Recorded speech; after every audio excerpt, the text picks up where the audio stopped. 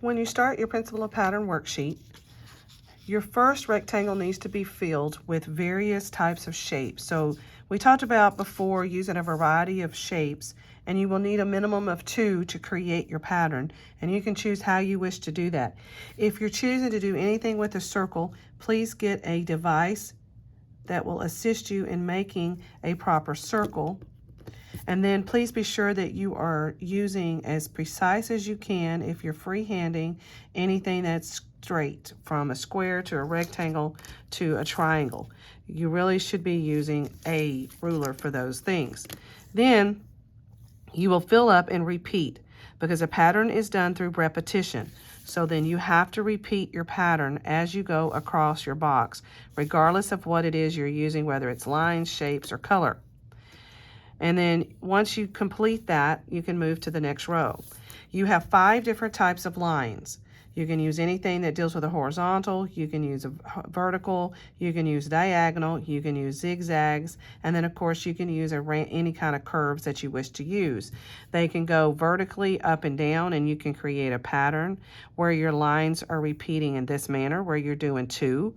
If you want to do just 1, that's fine. Just make sure that it's a quality design that is at high school level. And then you would repeat that all the way across. Now, you don't have to color either one of those. You certainly can if you wanted to. Your pattern with color, though, that's where you're going to need to probably do some mixing. Maybe use 2 different types of shapes. Maybe use a shape with a line and set that up. Once you get that in there, then you're going to have to alternate colors. You have to have a minimum of 2 colors when you're working with this pattern. It doesn't work if you don't. We're not going to do a pattern of 1 because that's not high school level. So you can decide how you want to do that, whether you're using lines, whether you're using shapes, or whether you're doing a combination of the 2. Then, as you prepare to do your coloring, then I would consider picking up things that are either contrasting colors, things that will stand out from each other, whatever that you decide to do, and then you would repeat that as well, hiding that line as you go around it. And then each one of those is the same. Now again, 2 is your minimum, 2 shapes, 2 colors. You can do 3. You can make it as complicated as you want. You can mix lines with shapes, or just do all shapes. But lines are a little bit more difficult since you have to color them. And then if you wanted to color behind the box, you could do that as well, as you saw with the examples that you had that are in the PowerPoint, if you want to use those. So you can have more than 1 or 2 colors with that as you work with those. Now, when you get to the bottom, it tells you to create a more complicated pattern using a variety of elements. Keyword, variety of elements. So that could be lines, that can be shapes, and those are pretty much what we've talked about. And then, of course, you can add color into it, because you are going to have to color the box. Now, I set both of mine up with using more of a symmetrical balance, meaning if I split it down the middle or split it across, it's going to be the same. And you really need to take that into consideration when you're coloring it as well. This one I have just begun, and you can see that it is also a symmetrical design.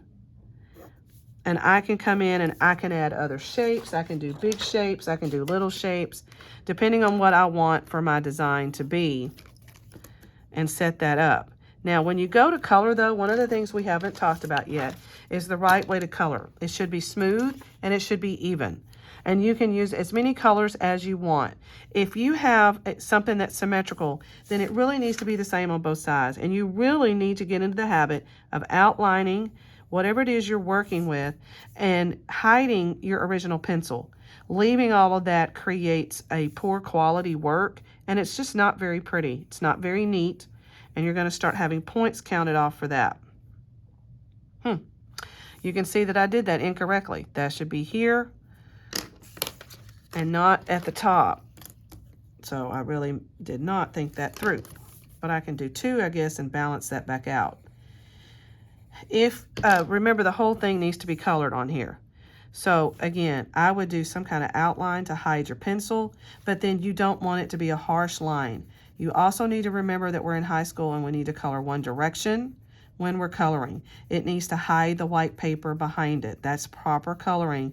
And if we can get into that habit now, then when you get onto your major project coming up, you won't have too much trouble with that.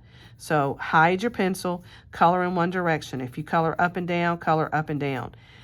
With colored pencil, you can usually go different directions within your different sections as long as it's not showing and it's mixing together.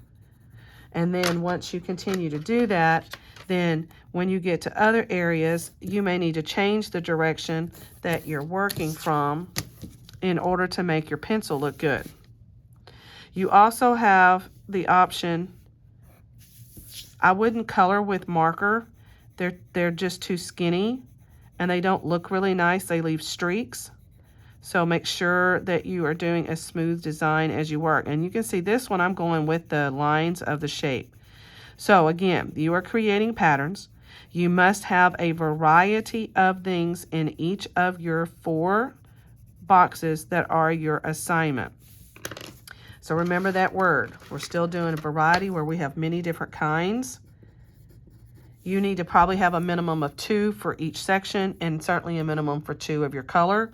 The shapes or lines will need to be colored, and then you can make a decision about your background. Doing the background would really tie that all together, but that is an option.